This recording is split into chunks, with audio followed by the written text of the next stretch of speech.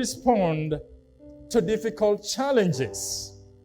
How do you respond to tasks that seem difficult, troubling, and impossible? Well, I'd like us to look at Daniel chapter 2 and see how 3 groups of people responded to a difficult situation. The 3 groups viewed challenges from very different perspectives. And the first group I'd like to consider is what I'd like to refer to as the self-confident. The self-confident.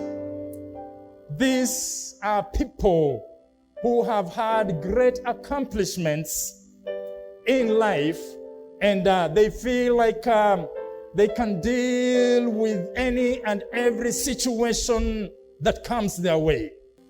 In Daniel chapter 2, King Nebuchadnezzar better represents this group.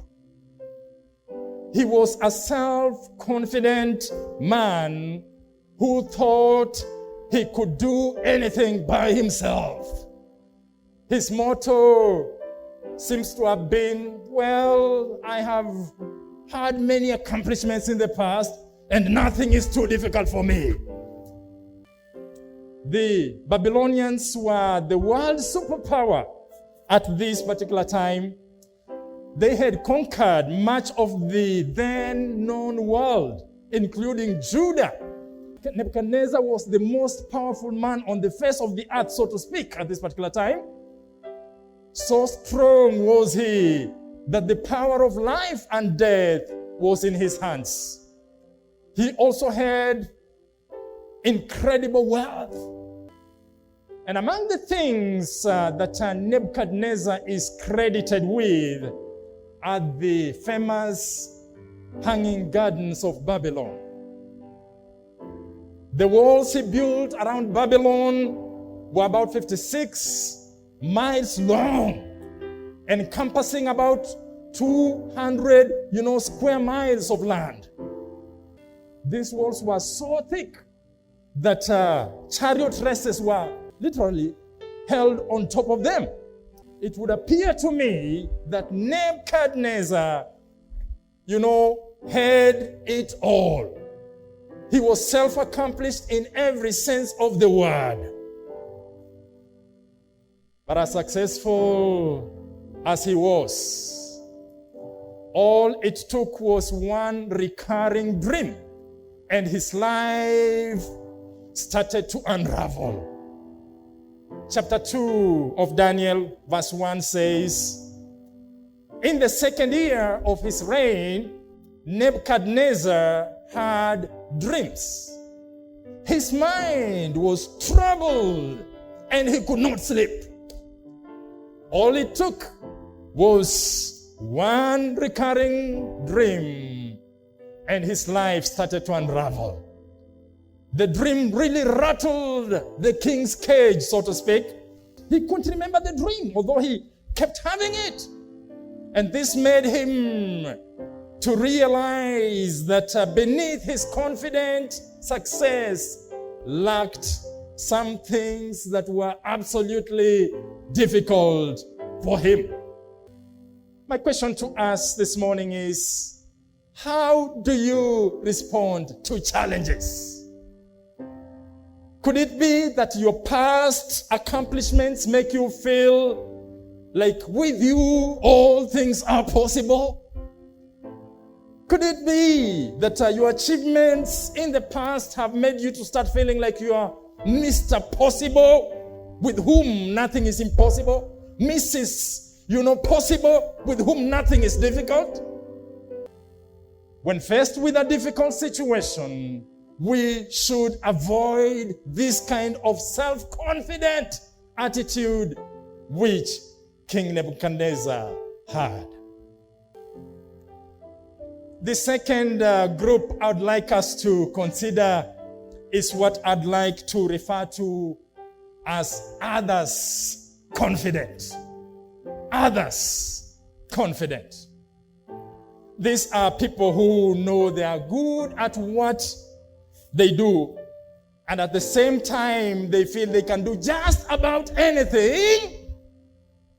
But here's the catch. Yes, they can do just about anything, but with some little help from others. You know, King Nebuchadnezzar's advisors better represent this group. The group that felt, we are good at what we do, but hey, wait a moment, we just need some little help, and everything will be possible with us. You know, we just need some little help, and you know, this difficult challenge will be no challenge anymore. We just need some little help from others, and we will be okay. Their motto seems to have been, you know, I can do anything with some little help from others. Others confident. Chapter 2 and verse 4 of Daniel says, the astrologers answered the king in Aramaic, O king, live forever.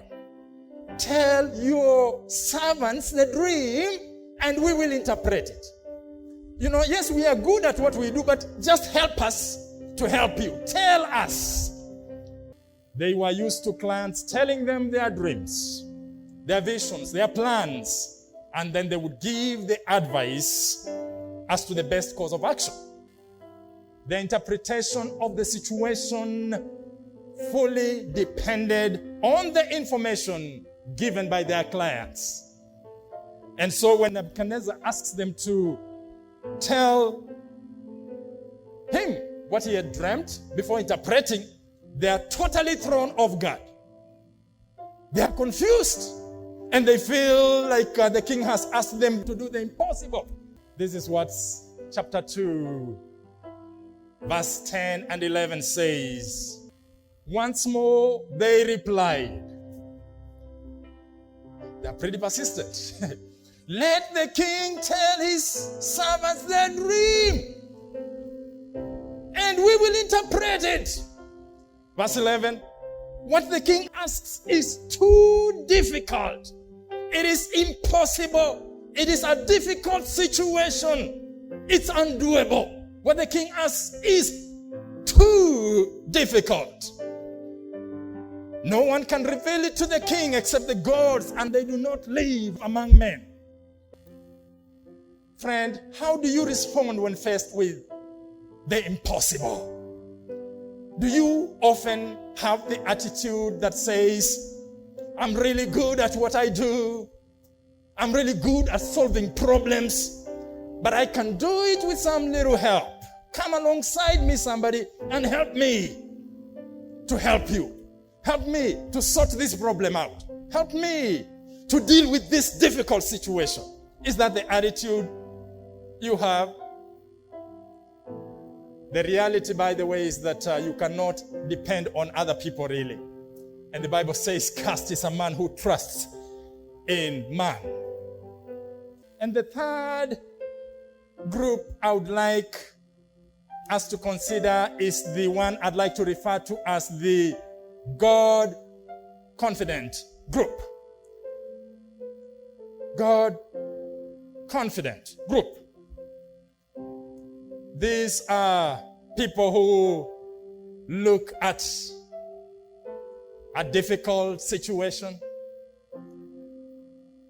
They look at a hard situation. They look at a situation that looks impossible. But they don't look at it from their own view, but God's view. Yes, these are people who look at hard and impossible things from God's point of view, from God's perspective. Their motto is, nothing is too hard for my God.